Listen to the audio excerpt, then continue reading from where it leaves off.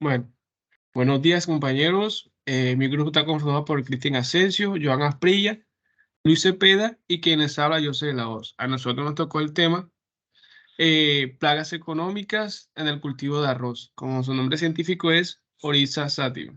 En el orden de ideas le vamos a mencionar algunas de las fases fenológicas del cultivo de arroz, plaga más importante que dañan el cultivo del arroz incluso después de cosecha, el grano, plagas del cultivo y algunas características como ciclo biológico, en donde podemos encontrar un hospedero y cómo realizar el determinado muestreo, monitoreo y muestreo de las plagas, los controles, las plagas según el ICA y las afectaciones a nivel productivo. Bueno, actualmente en el Caribe colombiano es muy limitante sembrar arroz debido a que las plagas se presentan en toda la fase fenológica del cultivo. Generalmente el ICA, como es la entidad que supervisa las actividades agrícolas en Colombia, se encarga de establecer ciertos calendarios fijos, en los cuales se pueden mostrar las condiciones adecuadas para el cultivo del arroz y con las implementaciones y labores adecuadas lograr obtener una buena producción. Generalmente los pequeños productores de 1 o 2 hectáreas sacan poco que 3 hectáreas, 3 toneladas por hectárea, lo cual es relativamente pequeño debido a la gran complejidad que tiene el cultivo del arroz en plagas tanto de suelos como plagas de suelo, plagas que atacan el tallo, plagas que atacan su sistema foliar y plagas que incluso llegan a atacar el grano. Para diagnosticar un tipo de daño en campo, es de vital importancia ir obviamente al campo. Generalmente el ataque de un insecto se ve de una forma muy localizada. Podemos ver que ciertas plantas presentan cierta sintomatología, como una clorosis e incluso la muerte pronunciada de la planta.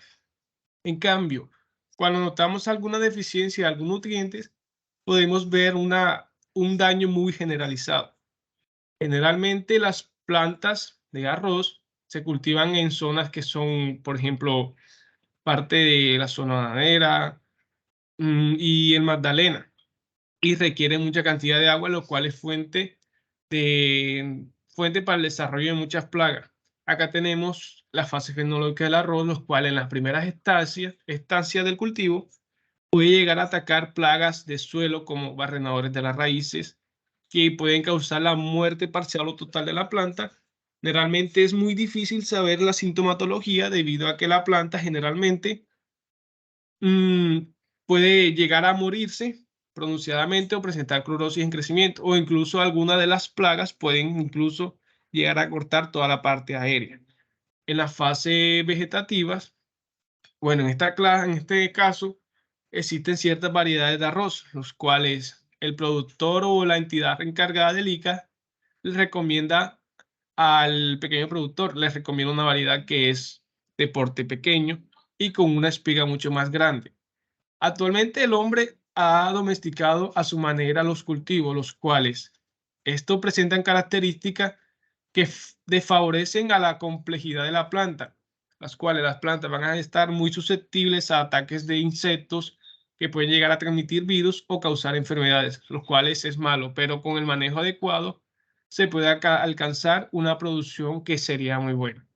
Como mencioné, en estado avanzado pueden haber insectos que atacan el grano o causar daño en las hojas, como tenemos el famoso Spodoptera fungiperda que puede atacar todas las estaciones del cultivo, tanto en vivero, en raíces, plántula, hasta ya adulta la planta.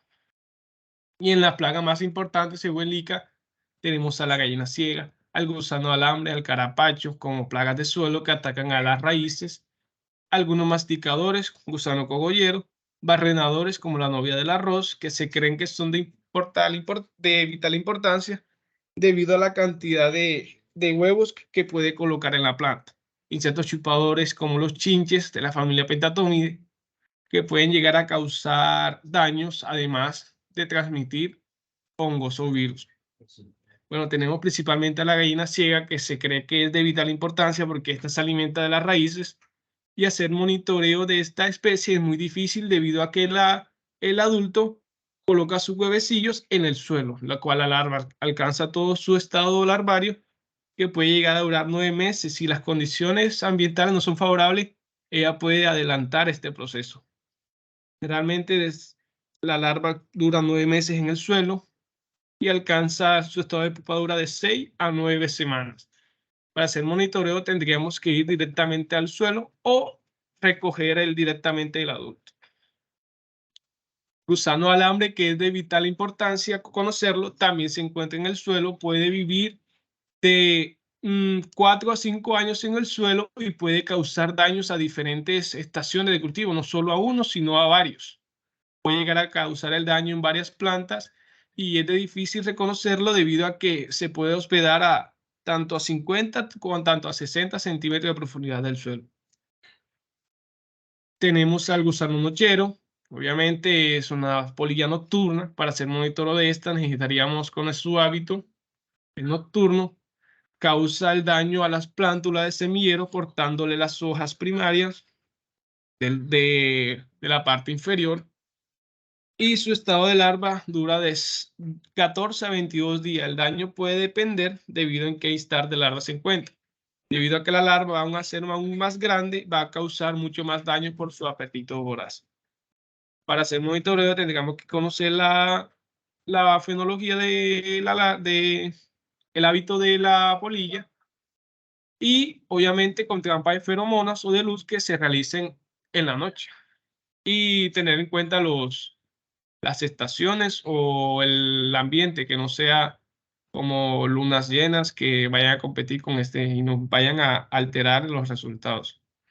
La familia Scarabeide, que también causa daño, y tiene una particularidad que causa, me devuelvo, causa el daño a las primeras, en las primeras etapas fenológicas del cultivo, al cual puede alcanzar a arrasar toda la parte vegetativa, provocando que la planta se muera y cual provocaría volver a hacer resiembra, lo cual no sería bueno debido a que el cultivo se establece para ya estar listo en cierta edad y este desbalance nos causaría como una estacionalidad distinta en la maduración del cultivo. También es de suelo y tendríamos que hacer monitoreo directamente en el suelo.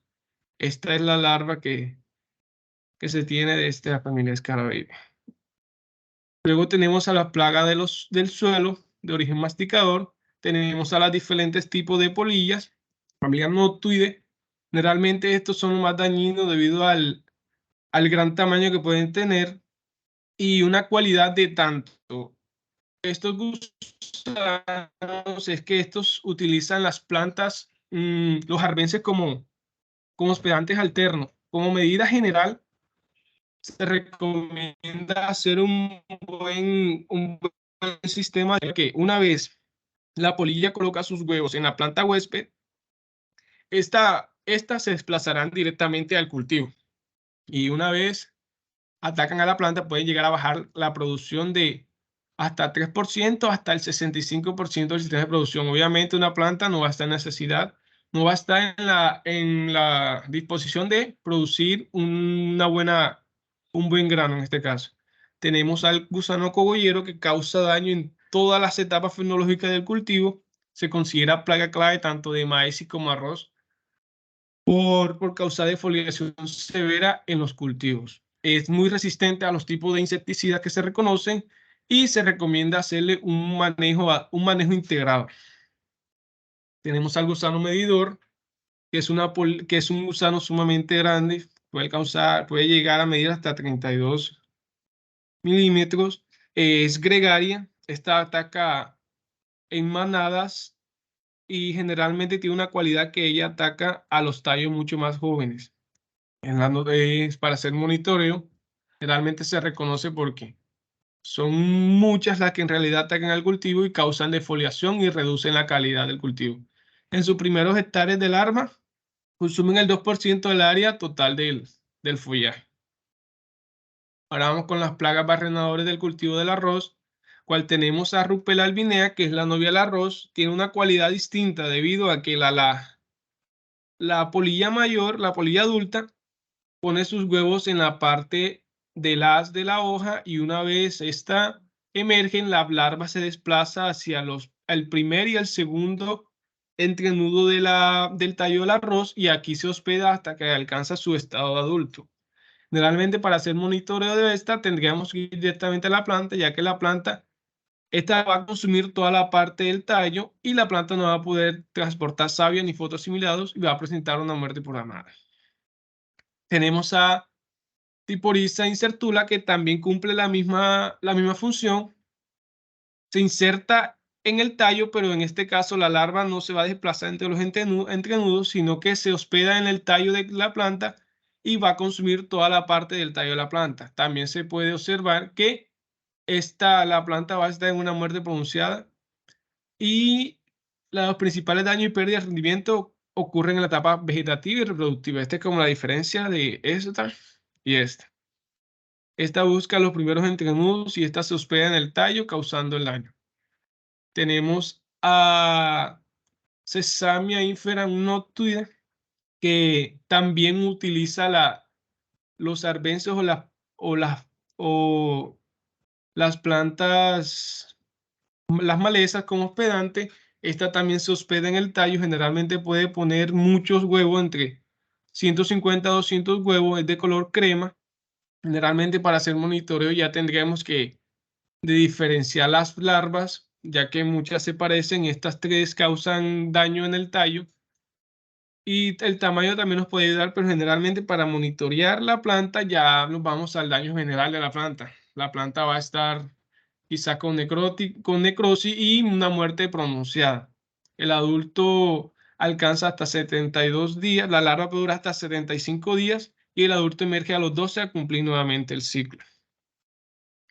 Tenemos Adiatrenia sachari, un cránbide, debido a que su daño es principalmente en la formación del macollo. Es importante controlarlo debido a que los días que dura la larva son de 18 a 25 y esta va a estar enfocada directamente en la espiga del arroz, lo cual va a causar una pérdida grande porque no va a haber formación del mocollo y no vamos a tener como tal la espiga formada para cosechar el arroz.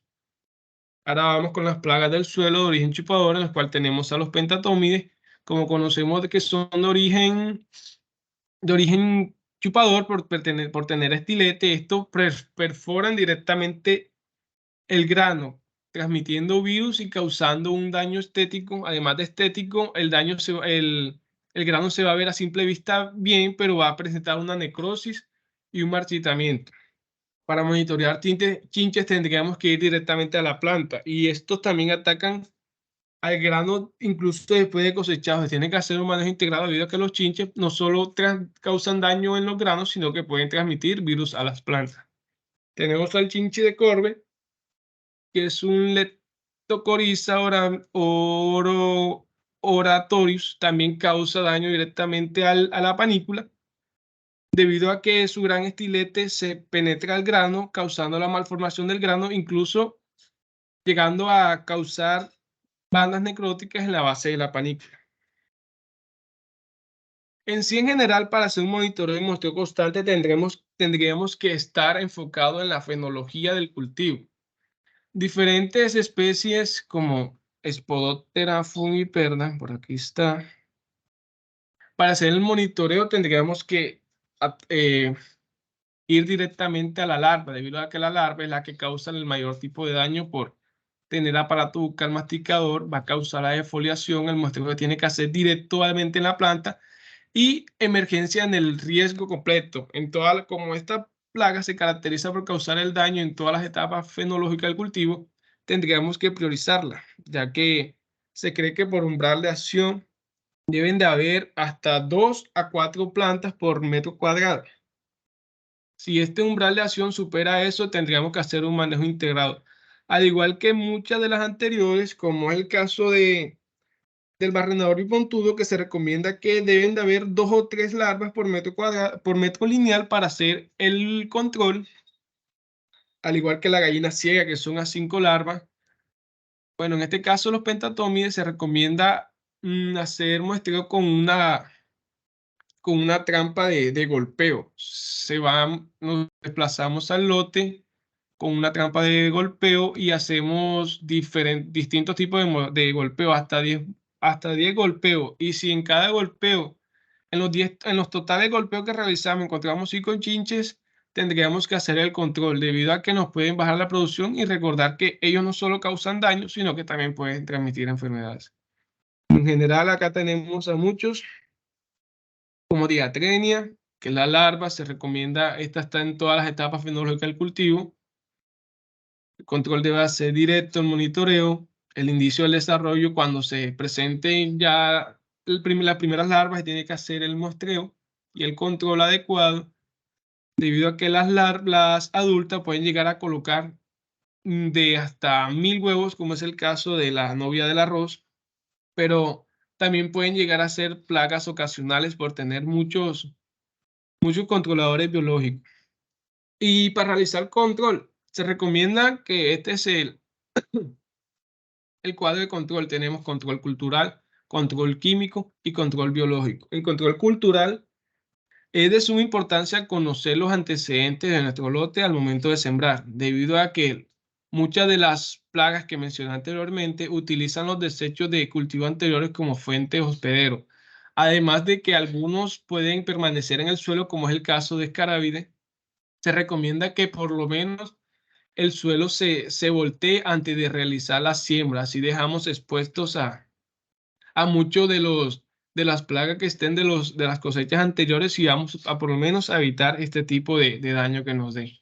El control biológico ya sería la implementación de, mm, de entomopatógenos que pueden depredar o matar a las diferentes plagas, o es el caso también de implementar en nuestro lote controladores biológicos que depreden a los demás, y en el caso del químico, ya superando el umbral de acción, dependiendo de esto, vamos a optar por implementar un control químico, pero con las medidas adecuadas, rotando paulativamente las moléculas que apliquemos. Así evitamos la aparición de resistencias en las plagas y nos evitamos un control mayor. Además de que el uso indiscriminado de los químicos pueden traer tanto repercusiones como aparición de resistencia en las plagas que tenemos, y incluso a presentar toxicidad en el alimento que consumimos, por lo que se tiene que monitorear muy bien el individuo antes de realizar un control adecuado en nuestro cultivo. Muchas gracias.